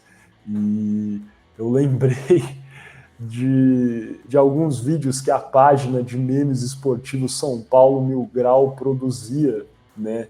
Jogando aí o jogador Douglas, lateral Douglas, como um grande futebolista. Não estou falando que ele é ruim aqui, né? E nem que ele não tenha técnica, mas né, eles posicionavam o Douglas como o melhor jogador do mundo, faziam montagens dele recebendo bola de ouro, iam em pesquisas, né, enquetes de torcedores e colocavam Douglas, né, faziam mutirões para ele ser o melhor jogador, enfim. E a verdade é que o Douglas, por mais que não fosse o melhor jogador do São Paulo, não sei, né? Aí depende se vai considerar ele um destaque ou não, isso é subjetivo, mas não era longe de ser uma unanimidade na torcida. Foi comprado pelo Barcelona, simplesmente, e foi campeão da Champions League. Então eu não estou dizendo que a atuação do São Paulo Mil Grau teve aí um impacto direto, mas eu acredito que possa ter ajudado sim. Eu ia justamente dizer isso. Eu considero que o São Paulo Mil Grau foi responsável por uma parte considerável pela contratação do Douglas pelo Barcelona. E para quem não sabia, eu até não sabia dizer, olha agora, o Douglas ficou bastante tempo no Barcelona, na verdade, foi emprestado, claro, algumas vezes, mas ficou de 2014 a 19 no Barcelona, então não foi pouca coisa, tá? O Douglas marcou época no clube catalão.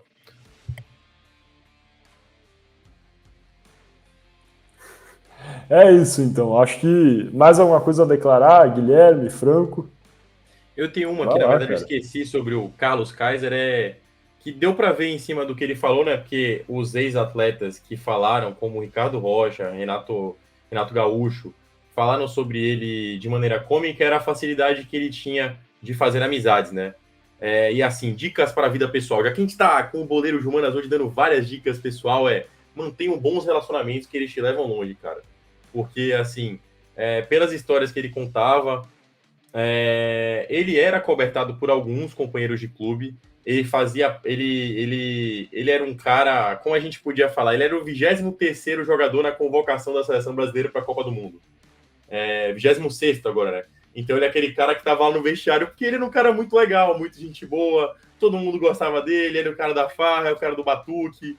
Então, assim, o pessoal gostava muito dele, ele tinha boas relações com todos os atletas que ele teve, tanto que as pessoas, apesar de falarem esse tipo de coisa que falam em tom de brincadeira, lógico, não acredito que eles falariam sério dessa maneira. Lógico, toda brincadeira tem um fundinho de verdade, eu acredito que a parte de que ele dava uns miguezinhos assim para poder não jogar era a parte da verdade, visto que ele jogou por todos esses clubes e não se consegue ter relatos de ele ter mais de 30 partidas oficiais na carreira. Mas assim, você ter boas relações interpessoais, não só na vida profissional, eu digo profissional de negócio, executiva ou qualquer outra vida pessoal que você tenha, mas eu digo até de esportes, porque é muito importante, principalmente em esportes coletivos, você ter um grupo unido e um grupo forte. E a maioria dos treinadores, eles buscam jogadores até com esse perfil, jogadores que eles são jogadores de grupo, jogadores que agregam não só no emocional, mas no mental também. Não vou citar aqui um técnico que faz muito jogo psicológico com os atletas e que dá certo, mas grandes times hoje em dia passam por grandes técnicos que eles conseguem manter um clima muito bom, muito agradável, muito frutífero para o elenco. E esse tipo de jogador ele é muito bom para o elenco, porque ele acaba aumentando e melhorando a autoestima no vestiário, melhorando o astral do time, entre outras coisas. Antes só de encerrar, eu só queria declarar que o Douglas está sem clube, então caso o seu clube precise de um lateral, podem pressionar para a contratação do Douglas. Obrigado. Ótimo, acho que esse é o melhor jeito da gente finalizar essa primeira parte aqui, cara. Então, vocês estão ouvindo aqui a gente aqui conversando sobre... Aqui a gente já teve de tudo, desde Carlos Kaiser até, cara, revendedora de cosméticos. Então, foi um episódio exótico, divertido, e também acho que a gente trouxe aí alguns conselhos pessoais, sim, cara. Tá parecendo um podcast de coaching, e eu falo isso no bom sentido, hein? Então vamos fechar aqui essa primeira parte, e para quem não conhece ainda, está ouvindo o Boleiro de Humanas pela primeira vez, deixa o vídeo rolando, você está assistindo no YouTube, porque a gente vai ter a nossa segunda parte com o Shootout, que é um bloco de perguntas e respostas sobre o que a gente conversou hoje. Depois a gente vai ter as alternadas, que é o nosso debate também sobre o que a gente conversou hoje. Se você está assistindo no Spotify ou Apple Podcasts ou qualquer outro serviço de streaming, clique em cima, embaixo, do lado, que vai ter a parte 2 aí desse nosso episódio para a gente finalizar com chave de ouro. Beleza? Conto com vocês e até daqui a pouquinho.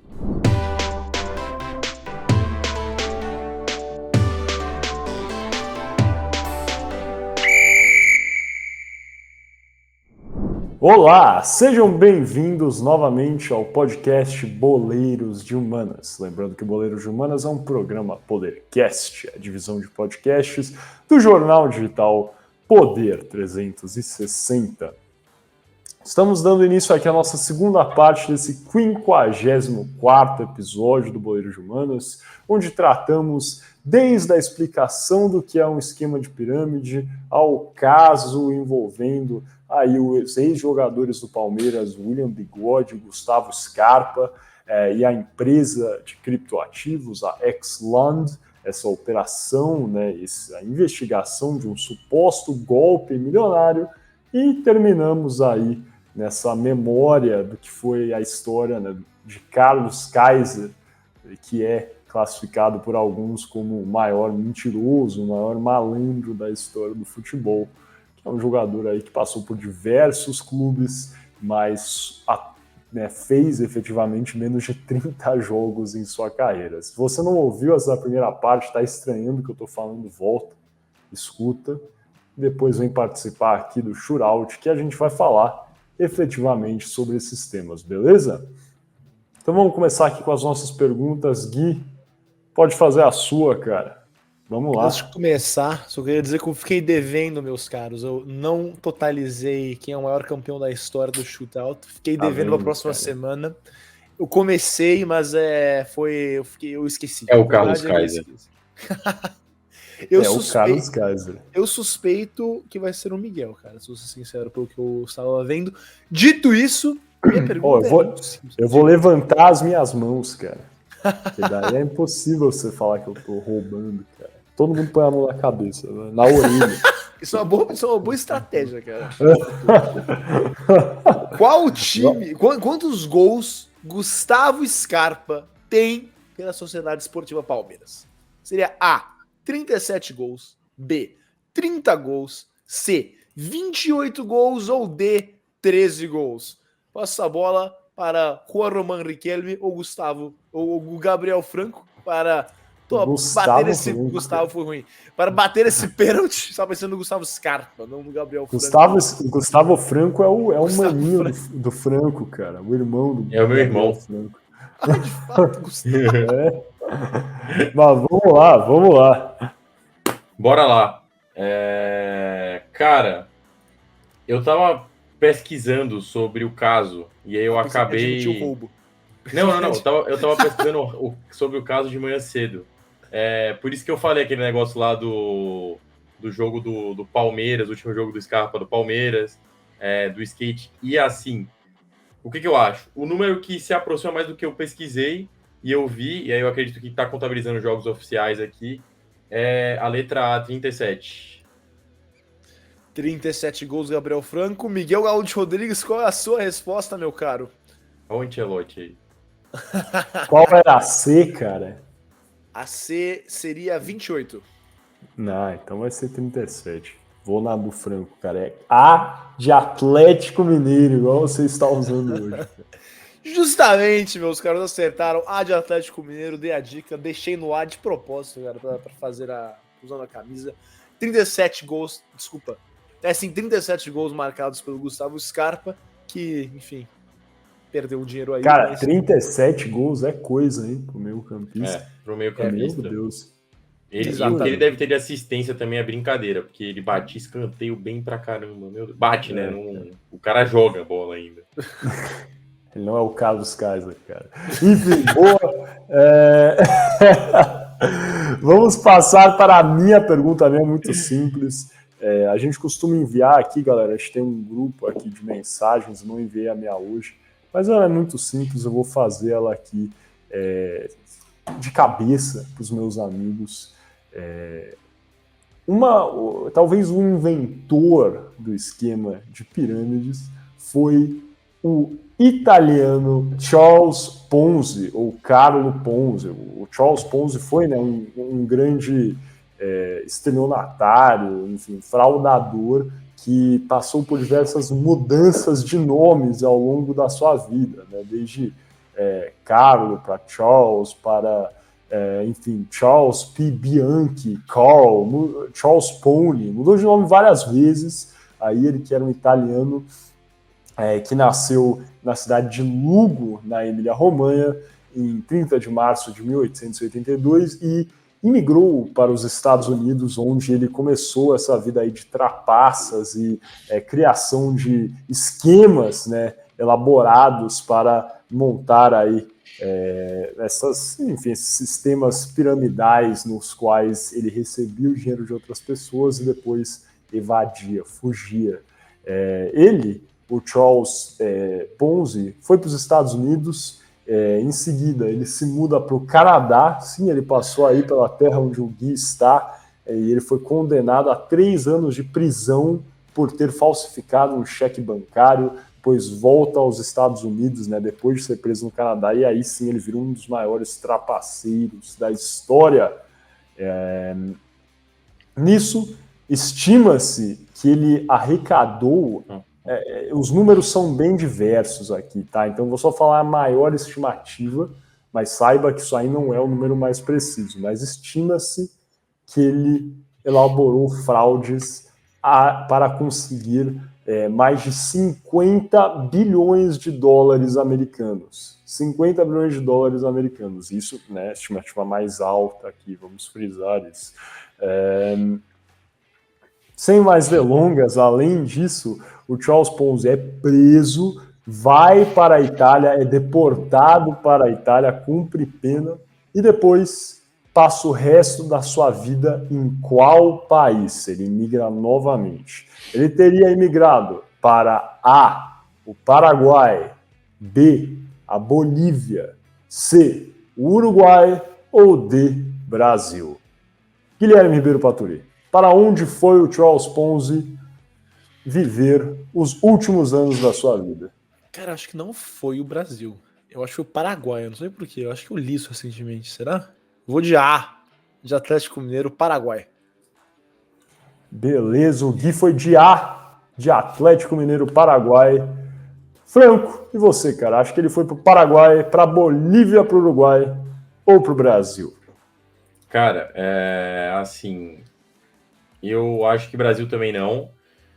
Eu tô em dúvida entre Paraguai também e Bolívia, mas eu acho que as coisas elas são muito correlacionadas, né? O Gui, ele tá usando a camisa do Atlético Mineiro, né? Quem que o Atlético Mineiro ganhou na final da Libertadores 2013, Gui? O Olímpia do Paraguai. De onde? Do Paraguai, então eu vou de letra A, Paraguai. Será que os dois... não, os dois estão errados, cara. Charles Ponzi veio para o Brasil. Morreu no Rio de Janeiro, Veja só. No dia 18 de janeiro de 1949, logo após a Segunda Guerra Mundial. Charles Ponzi morreu aqui no Brasil, morando no Brasil. aí esse maior trapaceiro, talvez, da história. Então será que foi o Carlo Ponzi que fez disse a máxima, todo dia sai de casa um otário? Será que foi ele? É possível, cara. A lei de Gerson antes era a lei de Carlos, cara. É isso. Mas vamos lá, então agora, Franco, vai lá, cara, faça sua pergunta. Bom, quando eu falei do grandíssimo Carlos Henrique Kaiser, eu falei que ele fala que ele foi campeão do Mundial de Clubes pelo Independiente, o clube argentino, e a diretoria veementemente nega isso, fala que era outro jogador, um homônimo dele, outro jogador tinha o mesmo nome que ele. Mas vamos lá, isso não interessa, porque eu quero saber de vocês qual time inglês o Independiente enfrentou na final do Mundial de 1984. Eu gostaria apenas de lembrar que a década de 80 foi uma década muito forte para os times ingleses, principalmente na UEFA Champions League. Então aqui a gente tem 4 opções. Letra A, o Aston Villa. Letra B, o Nottingham Forest. E olha que poético seria se fosse o Nottingham Forest, porque é o clube que está o nosso querido Scarpinha. Letra C, o Liverpool. Ou letra D, o Manchester United. Eu abro as perguntas para o Gui. Eu sempre abro para o Miguel, vou abrir para o Gui hoje. Cara, eu vou assumir, meu caro, que você está aludindo ao fato de que o Gustavo Scarpa, o Gustavo Franco, joga no Nottingham Forest. Então eu vou de Nottingham Forest, cara. Letra B. Ui, mas B não é bom. Geralmente acerta não é a B, hein? Mas vamos de B de Botafogo, Nottingham Forest. B de Botafogo. Miguel, cara, qual que é a sua resposta? Complexo, isso eu não sei, cara. Eu não lembro se o Aston Villa... Ele ganhou nos anos 80. Mas por algum motivo eu acho que é 86. Aí é difícil, cara. É difícil. 84, cara. 84 não... Eu sei que o Nottingham Forest ganhou 2 em sequência, mas parece que não foi isso. Foi 80, 81. Assim, eu não acho que tenha sido 84. Cara, eu vou então... C era Liverpool. Aston Villa, B, Nottingham Forest, C, Liverpool e D, Manchester United. Não foi United. Eu vou de A, de Aston Villa e de Ashton Kutcher e de Alan Franco e de Atlético Mineiro, cara. Alan Franco? Cara, gostaria de falar assim, que tudo está relacionado. Gui, nós 3 estávamos de Liverpool no último episódio. Tá vendo, cara? Isolei. Eu fiquei em dúvida entre Liverpool e Aston Villa, cara. Mas eu juro... Atlético Mineiro. Eu acho que o Aston Villa ganhou em 86, então, cara. Depois a gente pesquisa aqui entre os dois blocos, mas não lembro. Eu errei os 2 pênaltis. O Miguel acertou um, o Franco acertou outro. É isso. Empate Técnico. É isso, acontece, não é o melhor, mas acontece sempre. Então, sem mais delongas, vamos fechar aqui esse shootout e partir para o nosso debate aqui, as alternadas, e fechar esse nosso episódio. Olá, sejam bem-vindos então ao final, ao quinto e último bloco dessa 54ª edição do podcast Boleiros de Humanas. Lembrando que o Boleiros de Humanas é um programa Podercast, a divisão de podcasts do jornal digital Poder 360. E a alternadas de hoje, para finalizar, vai ser relacionada à quebra, né, na verdade, do Silicon Valley Bank e o Signature, né, esses 2 bancos aí que quebraram nos Estados Unidos. É a segunda maior quebra de bancos na história dos Estados Unidos. E vou abrir a pergunta muito simples aí para o Guilherme Ribeiro Paturi, que estava comentando aqui no off, né, na verdade, sobre o que ele acha, né, quais são as perspectivas dele, olhando aí o Gui, que é formado em Relações Internacionais pela Universidade de Toronto. Vou jogar mesmo o currículo na mesa, porque depois, se você tiver errado, cara, eles vão saber onde procurar. Tá bem, melhor. É isso, melhor. Eu pedi meu dinheiro de volta na faculdade. Mas conta aí pra gente que você acha que isso é um indicativo de que os Estados Unidos e o mundo estão indo para uma recessão, mais uma recessão, cara? Cara, tá econômico o programa hoje, hein? Mais econômico que o normal. E antes de começar minha resposta, eu quero clarificar que minha expertise não é exatamente na área econômica, mas eu entendo uma coisinha ou outra. E eu tava comentando com o Miguel, né? Justo em off, com o Miguel com o Franco. E eu sou um pouco mais otimista, cara. Eu sou nada sou se não sou otimista. E, enfim, para começar, acho que é importante ressaltar que foi meio. Eu com certeza fui pego de surpresa quando quebrou o SVB. Eu não posso vir aqui afirmar que eu conhecia o SVB, eu acho que a maioria das pessoas não conhecia o banco, principalmente do Brasil. Acho que era um banco bem com certeza um banco mais nichado, um banco que existia somente, que era ali para as startups do Vale do Silício. Mas, claro, era o 16º maior banco do país, um banco que movimentava bilhões de dólares, e a quebra desse banco realmente teve e está tendo e terá reverberações na economia americana e, em consequência, na economia mundial. Talvez a primeira reverberação foi a própria quebra do Signature, que foi no domingo, dia 12 de março, que o poder oficialmente quebrou. Interessante, tem outros 2 bancos chamados Signature nos Estados Unidos e ambos tiveram notas efusivas para dizer que estão bem, que são 3, né? O que quebrou outros 2.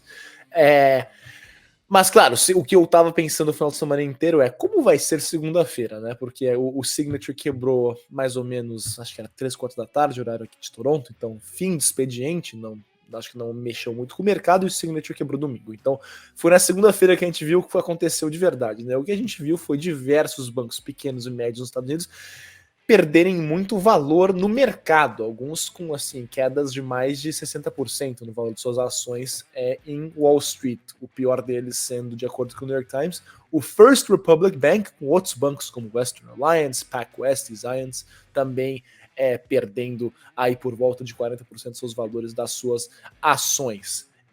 Um banco só um pouquinho maiores, como Charles Schwab, de Nova York, também perderam bastante valor de ações, mas até agora parece estar ok. Tivemos até o tradicional circuit breaker, quando os bancos começaram a perder tanto valor, a Wall Street parou de mexer nas ações do banco, proibiu que elas fossem vendidas ou compradas devido a essa grande queda, no valor das ações.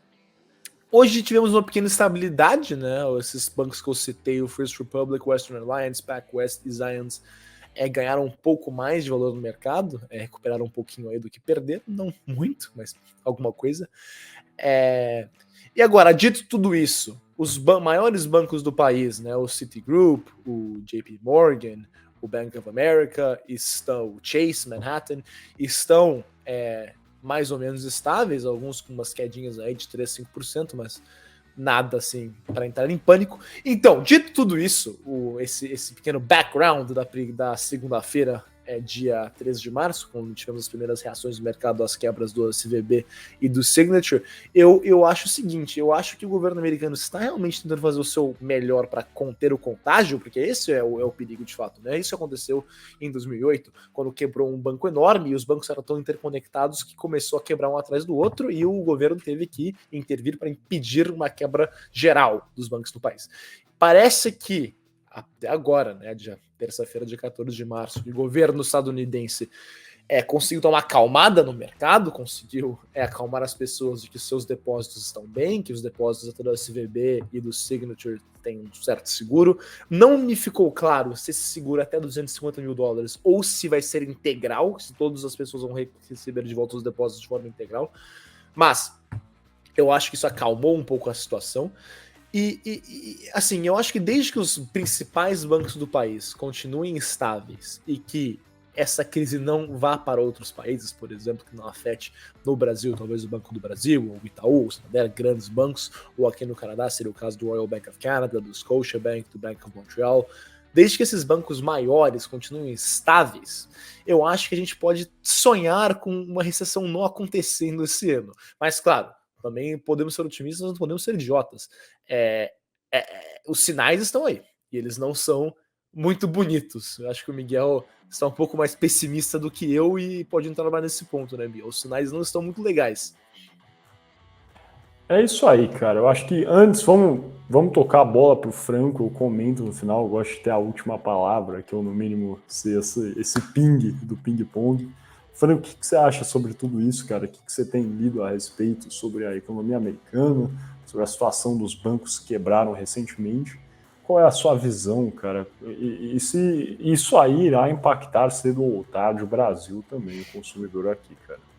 Cara, eu tava comentando com vocês que eu li algumas coisas sobre, inclusive eu li um relato do Paul Krugman, que foi o ganhador do Nobel de Economia de 2008, justamente o ano que deu a crise norte-americana nos bancos.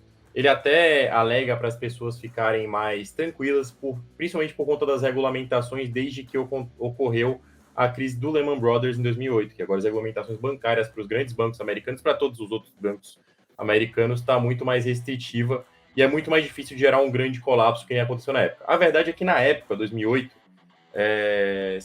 vocês conseguem pesquisar sobre essa recessão, e o Lehman Brothers ele tinha muito maior, um valor aquisitivo muito maior na bolsa, não só na bolsa, mas ele era um banco global, ele tinha sedes em outros países, não só nos Estados Unidos, de muito maior relevância para a bolsa norte-americana do que o SVB tem hoje em dia, ou melhor, tinha, né, porque decretou falência, mas ele também tinha outros stakeholders na cadeia, porque ele tinha outras empresas vinculadas a ele. Então, esse efeito dominó que aconteceu em 2008, eu acredito que até o momento não vai acontecer, por conta dessas regulamentações e que os bancos têm muito maior segurança também.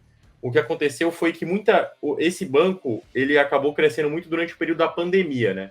Que na pandemia as pessoas começaram a usar as taxas dele, que eram taxas muito mais seguras, e principalmente empresas de tecnologia que começaram a ganhar muito aporte financeiro. Tipo, vou dar um exemplo básico aqui. Você não podia sair de casa na época da pandemia, o que você fazia? Você pedia um iFood para comer. Então, o iFood ele teve suas ações repentinamente crescendo, e a maioria das empresas de tecnologia elas começaram a ter as ações dela crescendo e precisaram fazer aportes muito maiores para os investimentos. Então, eles pegavam essas taxas do SVB que eram muito positivas para pequenos portes. Só que o que aconteceu? O pessoal começou a pegar taxas de longo prazo e começou a quebrar um pouquinho o modelo de negócio que era aplicado. Que nem o Gui falou, era um mercado meio nichado. Então, assim, eu acredito que para este momento não é de se preocupar. Para este momento. Eu acredito que existe sim a possibilidade disso impactar. A gente está numa recessão, a gente tem outros cenários que economicamente são desfavoráveis, não só para os Estados Unidos, que querendo ou não, a gente tem ainda hoje, por exemplo, ocorrendo uma crise na Ucrânia com a Rússia que impacta diretamente as relações com os Estados Unidos, então pode ser que por outros meios, outros bancos sejam afetados, não necessariamente por esse, mas é um indício de que a economia ela não está tão positiva quanto esteve antes, principalmente em relação aos bancos para os Estados Unidos. Então, acredito que é de se ficar de olho, mas que para esse princípio foi um ponto focal, assim, sabe? Foi um outliner, assim, na curva de normalidade do que tem acontecendo, essa quebra em sequência, né? Eu acredito que no momento a gente não precisa nem se preocupar de se impactar diretamente no Brasil, a gente tem que se preocupar com outras coisas que eu não vou ficar me estendendo aqui, porque senão vocês vão achar que eu estou tomando partido para algum lado da moeda aqui, e não é muito bem essa a pergunta do debate, mas eu acredito que neste momento não, mas sem querer ficar em cima do muro, mas já ficando, é sempre bom saber que esse muro é frágil e pode desabar a qualquer momento.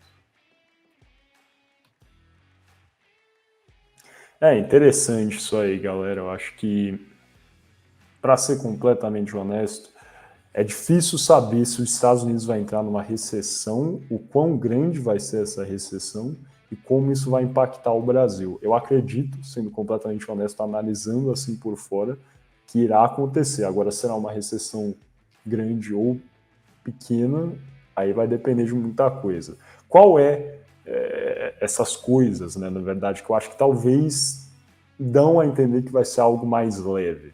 São algumas, né, comparando com 2008, eu espero até. A primeira é que a inflação vem caindo. Isso é relevante, né? A inflação nos Estados Unidos atingiu um pico aí de 8,9% em julho de 2022, se eu não me engano, e agora está a 6%. É alto ainda. né, bem alto, para ser completamente honesto, mas essa queda aí, considerando aí menos de um ano, de 3%, é bastante, né, bem considerável.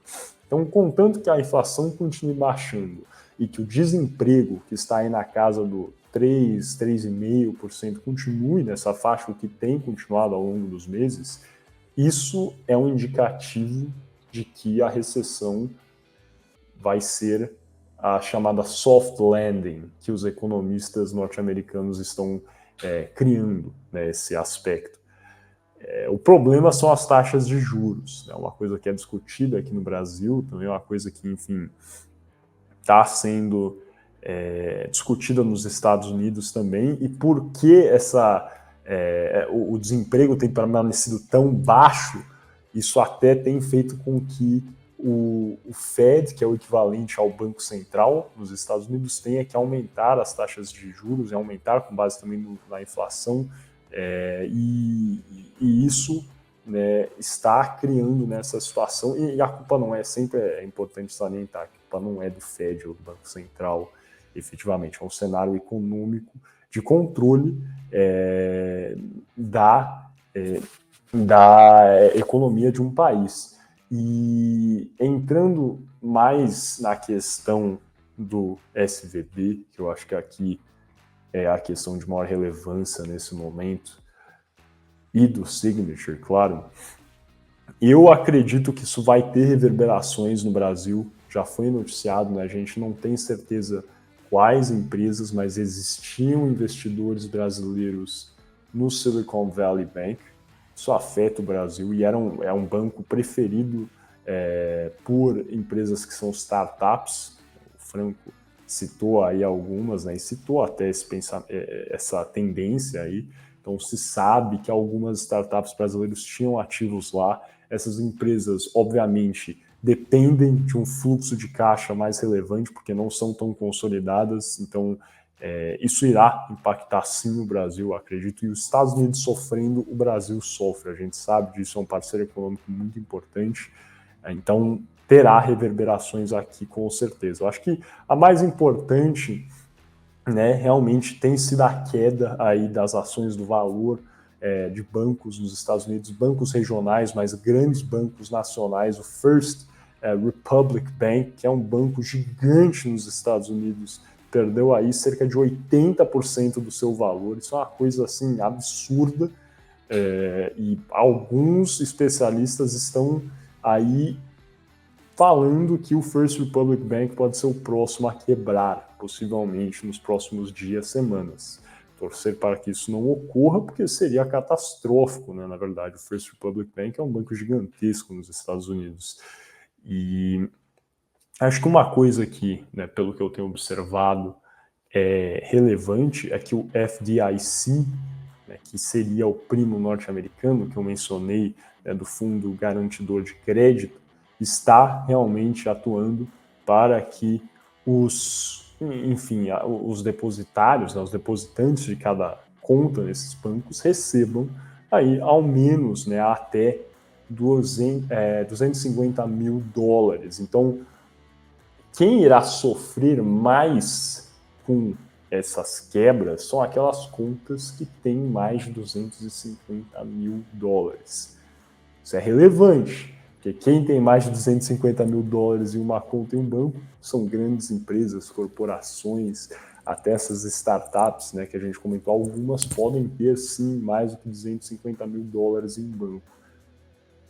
É de se pensar e é de, enfim, considerar, porque se isso se tornar uma tendência efetivamente que a gente observar ao longo das próximas semanas e meses, é possível que isso impacte esse setor que é relevante para a economia, né? Movimenta a economia também, é um grande gerador de empregos, por mais que a maior porcentagem da população norte-americana permaneça resguardada, essa porcentagem que é relevante por ser um representante tão ativo da economia nacional, perca muito durante essa crise, né? Uma crise que afeta aí efetivamente, né, o top 1%, igual a galera fala nos Estados Unidos, né? A elite que tem realmente mais do que 250 mil dólares depositados em suas contas bancárias. Gui, alguma coisa a declarar mais, cara? Cara, eu acho até interessante você mencionar no começo, né, sobre as taxas de juros, a independência do Banco Central, né, que é um bom debate até, né, cara, para a próxima vez, algo tão assim em pauta no Brasil atualmente, com o presidente Luiz Inácio Lula da Silva batendo quase todo dia, né, essa tal independência do Banco Central. Mas bem, isso é uma conversa para outro dia. E só frisar uma coisa que o Franco tocou, que em 2008, no mesmo artigo, né, pelo Paul Krugman, ele diz o seguinte, que em 2008 o problema era a queda da demanda, e agora parece ser a inflação e uma demanda muito alta para a oferta disponível, né? Então é uma reação a todos os auxílios que tivemos durante a pandemia, colocaram muito dinheiro no mercado, no sistema, digamos assim. Enfim, só frisar isso, que tem algumas diferenças capitais entre 2008 e agora, e é isso, cara. Tal qual a investigação que comentamos no caso Gustavo Scarpa, acho que é muito cedo pra gente vir aqui cravar o que vai acontecer. É realmente esperar as cenas para os próximos capítulos e torcer pro melhor. É isso mesmo, Gui. Eu acho que é relevante, né, para quem está ouvindo aqui, não tem um conhecimento maior sobre essa área de economia, né? Explicando de forma muito rasteira, básica e não completa, taxa de juros diretamente inverso tem uma relação inversa, né, complementar à taxa, né, à inflação de um país, ou seja, quando a inflação de um país está alta, o que tende a acontecer é que o Banco Central desse país, o Fed nos Estados Unidos, aumente a taxa de juros, o que diminui a circulação de dinheiro e assim a inflação caia. Qual o problema aí? Se o desemprego estiver alto também, a inflação pode até abaixar um pouco, mas com a falta de circulação de dinheiro, o desemprego alto, aí isso sim pode criar uma crise, né, financeira, uma crise econômica. Como os Estados Unidos está, ainda assim, conseguindo manter esse desemprego baixo, é por isso que muitos dos economistas norte-americanos estão falando que talvez ocorra uma recessão, mas com um chamado soft landing, que seria, né, uma recessão um pouco mais tranquila do que alguns experts estavam esperando antes. Franco, alguma coisa a declarar, cara, para a gente fechar? Que eu espero que a gente fique nas conformidades que o nosso ministro da Fazenda disse que vai acontecer, que a gente não vai ser impactado e se precisar abaixar um pouquinho da taxa de juros, ele abaixa, porque a gente tem gordura para isso, né?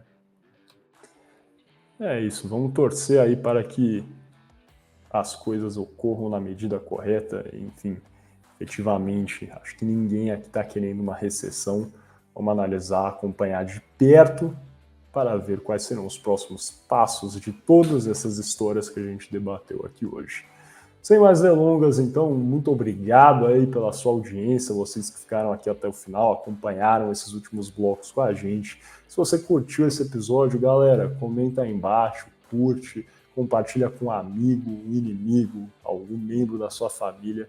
Muito importante para a gente que vocês compartilhem, para a gente conseguir chegar até mais pessoas. E se você é uma pessoa que está sempre aqui ouvindo a gente, gosta do nosso trabalho, é relevante então que você contribua, participe aí realmente para que a gente consiga atingir mais pessoas. Se você ouviu alguma coisa que fez você pensar em outro assunto, ou até algum tema que a gente pode ter errado, ou discorda da gente, comenta aqui embaixo também, cara, manda um e-mail, enfim, a gente sempre está aberto e disponível para ouvir os comentários de vocês, independente do cunho, né, seja negativo ou positivo. A gente prefere positivo, mas tudo bem. Sem mais delongas, então, muito obrigado aí, galera. Conto com vocês e até a próxima.